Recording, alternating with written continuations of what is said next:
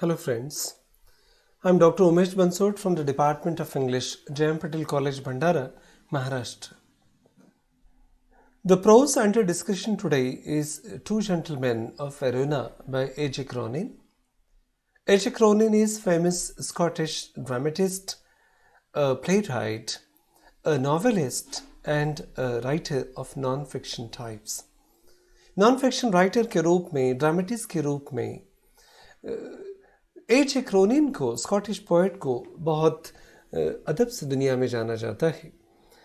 दो भाइयों की कहानी जो अपनी मेहनत से अपनी बहन की सेवा करते हैं, दुनिया के सामने भीख मांगने के बजाय मेहनत करने में विश्वास करते हैं, ऐसे दो भाइयों के संघर्ष की कहानी है two gentleman of Verona.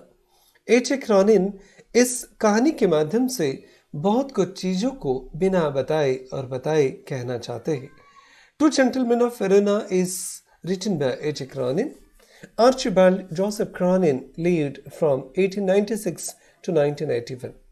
Was a Scottish dramatist, novelist, and non-fiction writer. A physician by calling, he took writing as a career after recovery from the major ailment. व्यवसाय से एक वैद्य के रूप में, डॉक्टर के रूप में काम करते थे, पर एक बीमारी से ठीक होने के बाद में जब उन्होंने इस बात को रियलाइज किया कि वो राइटिंग से अपने करियर को बेहतर कर सकते हैं, तो उन्होंने फिर डॉक्टरी के पेशे को छोड़ दिया। He soon became one of the best-selling authors of his time. अपने दुनिया के सबसे महत्वपूर्ण नाटककार के रूप में, नॉवेलिस्ट के रूप में एच ए क्रोनिन को जाना जाने लगा। Some of the stories are based on his experiences as a physician. एक फिजिशियन के तौर पर एच ए क्रोनिन ने जिस दुनिया को देखा है, जिया है, उन्हीं अनुभवों के आधार पर बहुत सारी कहानियाँ एच ए क्रोनिन ने लिखी है।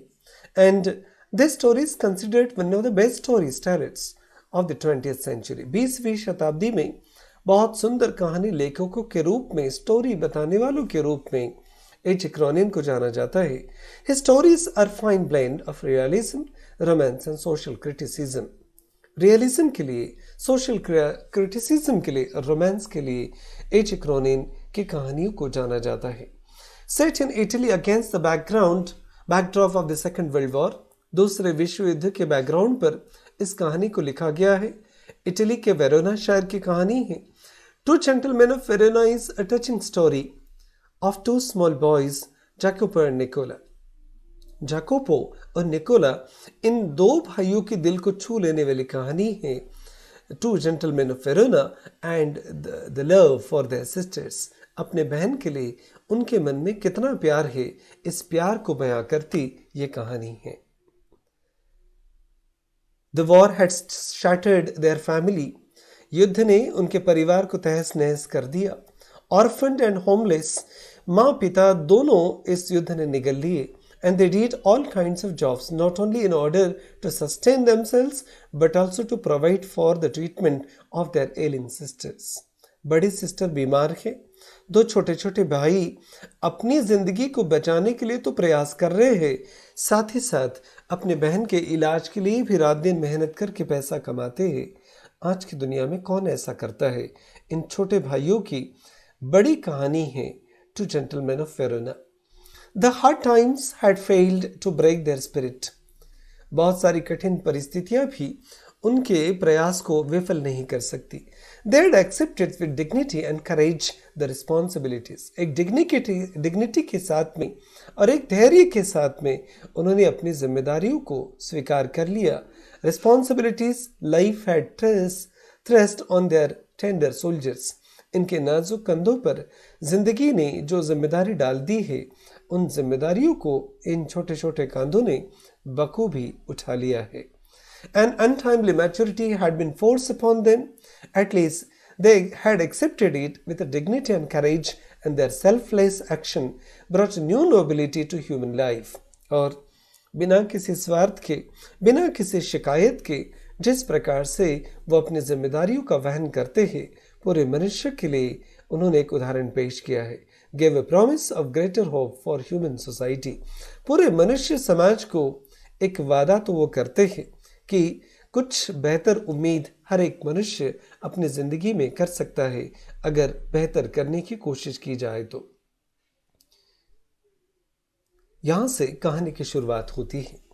Narrators tell that two small boys stopped them on the outskirts of Verona. कहानी के लेखक बताते हैं कि वेरोना शहर के बाहर दो बच्चों ने उन्हें रोक लिया. They were selling wild strawberries. जंगल से लाई हुई स्ट्रॉबेरीज वो बेच रहे थे. Bright scarlet berries, and they looked delicious against the dark green leaves lying in the wicker basket. कुछ छोटे छोटे टोकरियों में स्ट्रॉबेरी पत्तों में बिछाकर वो बेच रहे थे. और driver Luigi want not to buy fruits from them. Driver ने कहा कि इनसे इस प्रकार के स्ट्रॉबेरीज ना खरीदे. Two little figures. अब एक बात आप लोग भी दर्शक के रूप में जब इस कहानी को सुन रहे हैं तो ये बात भी समझ लीजिए, जब भी आप कार से सफर करते हैं, ट्रैफिक लाइट पर आपकी गाड़ी रुकती है, शहर में बहुत सारे मैले कुचैले गंदे से दिखने वाले बच्चे आपके पास पेन बेचने के लिए, गुड्डे गुड़िया बेचने के लिए आते हैं.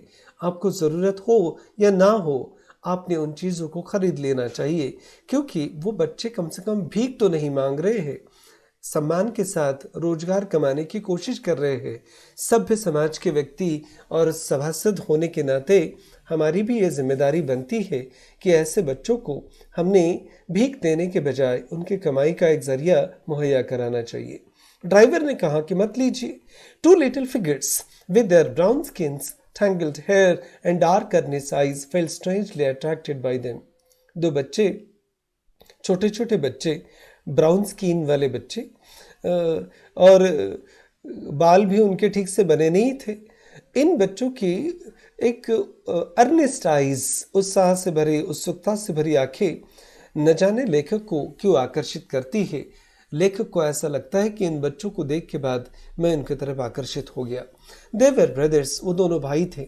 निकोला the elder was 13 और Jacopo was of 12. 13 और 12 साल की उम्र के बच्चे. Verona is lovely city. Romeo and Juliet are reputed to have lived here. ऐसा कहा जाता है कि इटली का ये वही वेरोना शहर है जहाँ रोमियो और जूलियट रहा करते थे. इसी शहर में जाकोपा और निकोला अपनी रोजमर्रा की जिंदगी को जीने का प्रयास कर रहे हैं. लेखक से ये पहली मुलाकात तो वेरोना के बाउंड्रीज के बाहर हुई.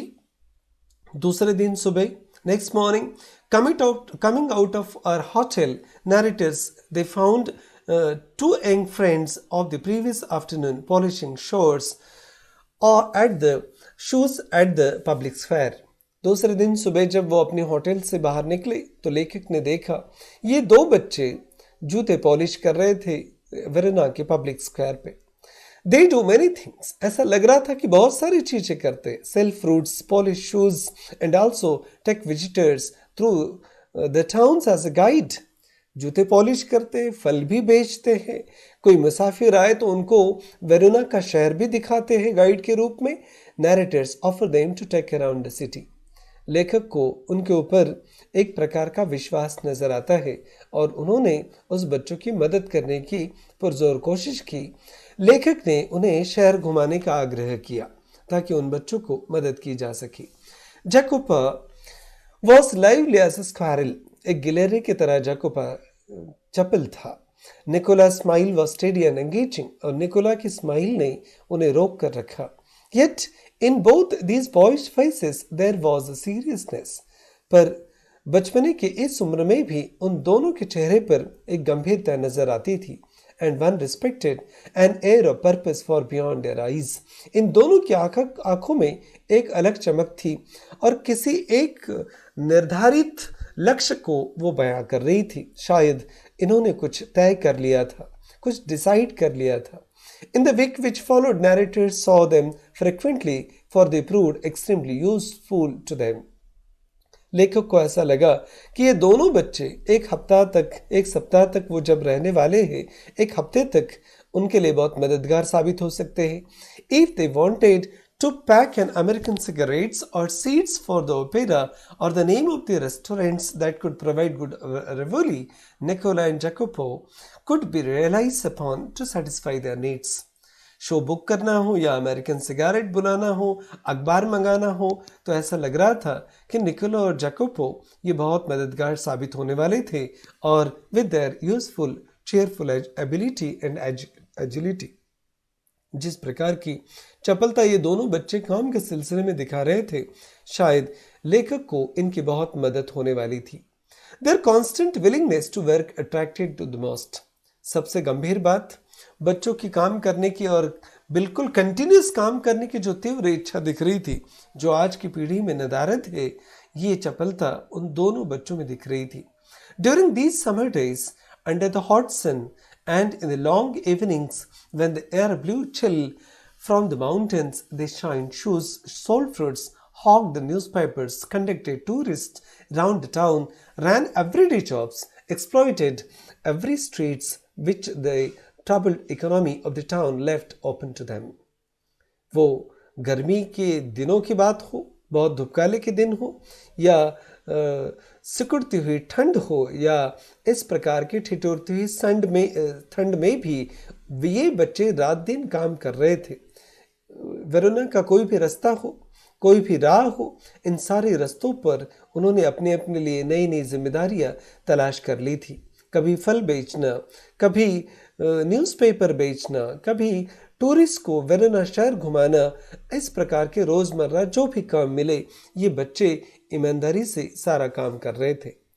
एक रात, one night, the narrators came upon them in a windy and deserted square. रात के समय जब लेखक रास्तों पर घूम रहे थे वेरोना के, इन बच्चों को फुटपाथ पर देखा आराम करते हुए. Pavement beneath the pale arc lights, एक पोल के नीचे उजाले में ये दोनों बच्चे विश्राम कर रहे थे. Nicola sat upright, his face drawn by fatigue. Nicola थक चुका था और सो गया था. And bundle of unsold newspaper lay at his feet. जो अखबार बिके नहीं थे, उनका बंडल इनके पैरों के पास गिरा हुआ था. Well Jacopo his head pillowed upon the brother's shoulders. और जैकोपा ने अपने भाई के कांधों पर अपना सर रखा और सो गया था. was asleep. It was nearly midnight. मध्य रात्रि हो चुकी थी. When asked, Nicola told they were waiting for the bus for Padua. जब निकोला से पूछा गया कि आप इतनी रात में इस चिल्ड ठंडी में क्या कर रहे हैं, तो निकोला ने बताया वो एक बस का इंतजार कर रहे हैं, उन्हें पैडुआ जाना है. ये बच्चे क्यों पैडुआ जाना चाहते थे, रात के इस ठंड में क्यों इंतजार कर रहे थे, ऐसे बहुत सारे सवालों का जवाब एच क्रोनिन इस कहानी के माध्यम से हमें देते हैं. Next morning, the narrator asked them about their earning and said they don't spend on clothes and eat less, and asked what they do with money. लेखक के मन में जिज्ञासा जाग उठी. रात दिन इन बच्चों को वो काम करते हुए देख रहे थे 2-3 दिनों से. एक दिन नैरेटर से रहा नहीं गया. लेखक ने उनसे पूछ ही लिया कि आप लोग रात दिन पैसा कमाते हैं, इतनी मेहनत करते हैं, आप ना तो कपड़ों पे खर्चा करते हैं और ना तो ढंग से खाते हैं, इतने पैसों का आप करते क्या है? He thought they must be saving to go to America. लेखक को ऐसा लगा कि ये शायद बच्चे पैसा जमा कर रहे हैं, शायद इटली से भागकर उनको अमेरिका वगैरह जाना हो. They would have liked to go America but have some other plans but did not disclose. जैकोपा और निकोला ने कहा, अमेरिका जाना तो हमें बिल्कुल पसंद है और अच्छा लगेगा, पर यह हमारा प्लान नहीं है, हमारे कुछ और प्लान्स है. और बच्चों ने अपनी योजनाओं को नहीं बताया. Narrators informed that they were leaving next morning and would like to help them if anything they could do. Narrator दूसरे दिन शहर छोड़कर जाने वाले थे और बच्चों से पूछ लिया कि अगर हम आपके लिए कुछ कर सकते हैं तो बताइए. दूसरे दिन हम शहर छोड़कर जा रहे हैं. Nicola told that every Sunday they make a visit to the country to Poleta. बच्चों ने बताया, निकोलो ने लेखक को बताया कि हर संडे वो बाजू के ही एक पोलेटा जो कंट्री एरिया है वहाँ पर जाते हैं और यहाँ से 30 किलोमीटर से वेरोना से यूजुअली बाय हायरिंग बाइसिकल्स, किराए से साइकिल लेते हैं और पोलेटा चले जाते हैं। But the request for lift but did not intend to trouble. पर आप अगर पोलेटा के साइड से जा ही रहे हैं तो मिल सकती है तो लिफ्ट दे दीजिए, हम आपको तकलीफ नहीं देना चाहते। इस प्रकार की बात निकोला ने बताई। The following afternoon they reach to the large red roofed villa surrounded by a high stone wall. दूसरे दिन दोपहर को लेखक के साथ लिफ्ट पाकर ये बच्चे पोलेटा के उस गांव में पहुंच गए जहां पर एक रेड रूफ्ड विला, बहुत बड़ा मकान के पास वो पहुंचे। मकान के पास surrounded by high stone wall, बड़ी बड़ी दीवारें थी। They jump from the car and entered the villa. इन दोनों बच्चों ने कार से तुरंत वहां पहुंचने के बाद छलांग लगाई और इस बहुत बड़े इस मैंशन में, विला में इन बच्चों ने प्रवेश कर लिया। They disappeared beyond the corner of the wall for an hour. 1 घंटे के लिए दीवार के उस पार क्या चल रहा था लेखक को कुछ पता नहीं, बच्चे गायब हो गए। A pleasant looking woman dressed in the white uniform, a trained nurse received them. एक नर्स वहां पर आई, इन दोनों बच्चों को रिसीव किया एक स्माइल के साथ में। Narrators also were led into the hospital, for hospitals the villa had become. और जो हॉस्पिटल के रूप में विला बदल चुका था, इस घर में लेखक ने भी बाद में बच्चों के पीछे पीछे प्रवेश किया। They went into the well equipped wards, और बहुत सारे मेडिकल के उपकरण लगे हुए ऐसे वार्ड में फिर लेखक ने प्रवेश किया। We went upstairs to the southern balcony which opened to a vista of the gardens and the lake. फिर एक कमरे में उन्होंने प्रवेश किया जहां पर सामने का सरोवर पानी का दिखाई देता था, गार्डन दिखाई देता था। On the door steps for a little work place a nurse pursued, put her finger to her lips and with smile made me a look through the glass partition. बच्चों ने उस कमरे में प्रवेश कर लिया था। लेखक वहां तक तो पहुंचे, पर नर्स ने अपने होठों पर उंगलियां रखी और चुप रहने का इशारा किया और लेखक से कहा, इस कांच के भीतर जो चल रहा है अंदर, शांत, बिना किसी को डिस्टर्ब किए चुपचाप देखिए कि बच्चे क्यों आए हैं यहाँ पर। The 2 boys were seated at the bedside of the girl. ये दोनों छोटे छोटे बच्चे अंदर उस कमरे में एक मरीज के बिस्तर के पास जाकर पहुंचे थे। एक लड़की 20 साल की उस बिस्तर पर थी। Glance her resemblance to her brothers. चेहरे तीनों के एक जैसे लग रहे थे, जैसे कोई रिश्तेदार हो। Won't you go in? The nurse murmured. Lucia will be pleased to see you. Lucia उस लड़की का नाम था, 20 साल की लड़की का, जो बिस्तर पर थी। लेखक को पूछा, आप अंदर जाएंगे? लूसिया को अच्छा लगेगा आपको देखकर। Narrator shook his head and turned away. Narrator ने कहा, नहीं, हम नहीं जाएंगे, और वहां से वो हट गए, चले गए। He felt he could not bear to intrude upon this happy family party. परिवार के इस खुशी भरे पल में वो डिस्टर्ब नहीं करना चाहते थे। But at the foot of the staircase, he drew up to abate her to tell him all she knew about these boys. पर जैसे ही वो नीचे उतरते गए, उन्होंने स्टेयरकेस के पास नर्स को रोककर कहा, हम बच्चों को डिस्टर्ब तो नहीं करना चाहते, पर आपको हम विनती करते हैं कि ये बच्चे यहाँ पर क्यों आए, क्या करने आए, कम से कम हमें बताइए कि चल क्या रहा है। She explained the boys were alone in the world. Nurse ने बताया, इस दुनिया में ये बच्चे अनाथ हैं, अकेले हैं, except for sisters Lucia. Sister Lucia के अलावा जो बिस्तर पर लड़की बीमारी के रूप में, पेशेंट के रूप में इस पर लेटी हुई है, उसके अलावा इनके जिंदगी में दूसरा कोई रिश्तेदार है ही नहीं। Their father, a widower, well-known singer at La Scala, had been killed in the early part of the war. माँ तो पहले ही गुजर चुकी थी युद्ध के दरमियान, पिता भी इस युद्ध में मारे गए। And shortly afterwards a bomb had destroyed their home. बम की वर्षा हुई और इनका घर भी तहस नहस हो गया। And thrown the 3 children into the streets. माँ का साया पहले ही चला गया था, पिता की भी इस युद्ध में मौत हो चुकी और घर भी तहस नहस हो चुका था, और ये तीनों बच्चे फिर रास्ते पर आ गए। The good nurse broke off, her eyes moist. शायद ये बताते समय उसका कंठ भी रुदन हो चुका था, रोने के कगार पर आ चुकी थी। Then told that their beloved sister was suffering from tuberculosis. और इन्होंने बताया कि सिस्टर जो है वो ट्यूबरक्लोसिस से बीमार है। ट्यूबरक्लोसिस ऐसी बीमारी होती है टीबी की बीमारी जिसे कहते हैं, उस ज़माने में इसका ट्रीटमेंट नहीं होता था और बहुत सारे पेशेंट्स को खास कर अपनी जान गंवानी पड़ती थी। बहुत बाद में ट्यूबरक्लोसिस का ट्रीटमेंट आया, contracted during the miseries of the war. और ट्यूबरक्लोसिस इस प्रकार से बीमारी बढ़ गई कि सिस्टर के इलाज के लिए इन बच्चों ने अपने सिस्टर्स को इस हॉस्पिटल में लेके आए। The nurse pursue took a quick breath, did they give up? I don't have to answer. सवाल पूछ ही लिया, क्या उन्होंने सब छोड़ दिया? I do not have the answer that question. They brought her here. इस सवाल का मेरे पास जवाब नहीं है। उन्होंने अपनी जिम्मेदारियों को छोड़ा नहीं, वो अपने बहन को इस अस्पताल में लेकर आए।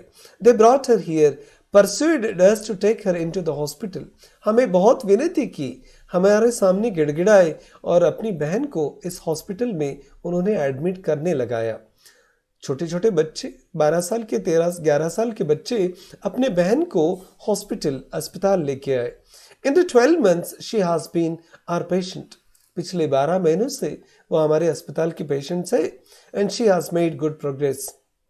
तबीयत भी अभी सुधरने लगी है। There is every hope that one day she will walk and sing again. पर ऐसा लग रहा है कि ट्यूबरक्लोसिस की जो बीमारी है उससे वो ठीक हो जाएगी और फिर से गाना शुरू कर देगी और चलना शुरू कर देगी। Of course everything is so difficult now. हर चीज इतनी मुश्किल हो चुकी है। फूड सो स्कैर्स, खाना भी बराबर नहीं मिलता। And here they could keep going unless they charge a fee. और बिना फीस दिए ये बच्चे जाते नहीं हैं।